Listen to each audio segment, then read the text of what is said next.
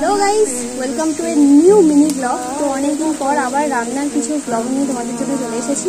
তো আজকে আমি রান্না নিয়ে মিনি ব্লগ, স্পেশাল রান্না জল শুক্তো, সেটা রেডি করার জন্য প্রথমে রেডি করে নেবো একটা ভাজা মশলা। তো এর মধ্যে আছে মৌরি, মেথি আর চন্দনী, সবটাই আমি বড় চামচের 1 চামচ মতো নিয়েছি। এটাকে আমি লো ফ্লেমে কড়াই শুকনো খোলায় ভালো করে একটু নাড়াচাড়া করে নেব, নিয়ে ভেজে নেব, নিয়ে এটাকে গরম গরম অবস্থাতেই শিলনোড়াতে বেটে নেব। এবার একটা সবজিগুলো কেটে নেওয়া যাক। এখানে ঢেঁড়স, ঝিঙে আর আলু কেটে নিয়েছি, যেহেতু জল শুক্তো ঝিঙে আর ঢেঁড়স দিয়ে করবো। আর বাটা মশলাতে রেডি করছি সর্ষে, পোস্ত আর চন্দনী। তো যেহেতু শুক্তো করবো তো এগুলো তো দিতেই হবে। তো বাটা মশলা আমার পুরোপুরি রেডি, চলো রান্নাটা শুরু করা যাক। এখানে আছে বড়িগুলো, আমি প্রথমে ভেজে নিচ্ছি। বড়ি ভাজা খেতে আমার এমনি ভীষণ ভালো লাগে, তো কার কার ভালো লাগে কমেন্টে জানিও। আর এখানে ফোড়নে দিয়েছি আদা বাটা, সর্ষে আর হচ্ছে চন্দনী, তেজপাতা। তো আলুগুলো ভালো করে ভেজে নিয়েছি মিনিট 2 মতো। তারপরে আমি এবার সবজিগুলো একে একে দিয়ে দেবো।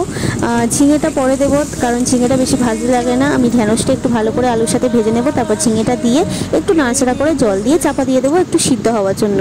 তো মিনিট 2 মতো সিদ্ধ করে আমি আবার চাপাটা খুলে নাড়াচাড়া করে নিলাম, দেখলাম আলু সবজি সব সিদ্ধ হয়ে গিয়েছে। এবার বাটা মশলাগুলো দিয়ে দেবো। বাটা মশলাটা দিয়ে একটু ভালো করে নাড়িয়ে নেব, ফুটিয়ে নেব। এবার বড়িটা দিয়ে দেবো, ভাজা বড়িটা। তো একটু বড়িটাও সিদ্ধ হয়ে যাক আর বাটা মশলাটাও একটু ভালো করে ফুটে যাক। তারপরে দিয়ে দেব আমি হচ্ছে একে একে ময়দা গোলা জল, যেটা হচ্ছে আমার একটু অবাক লেগেছে যে কেন ময়দা গোলা জলটা দেওয়া হলো, জানি না কেন। তবে যেহেতু আমি ফোন দেখে করেছি পুরো রান্নাটা, তাই আমি কোনো রকম এক্সপেরিমেন্ট নিজে থেকে করিনি। এবার দিয়ে দেবো স্বাদ মতন নুন, চিনি। তো আমি এখানে আলাদাভাবে লঙ্কা গুঁড়ো, হলুদ গুঁড়ো কালারের জন্য ইউজ করিনি, সবটাই এভাবেই হয়েছে।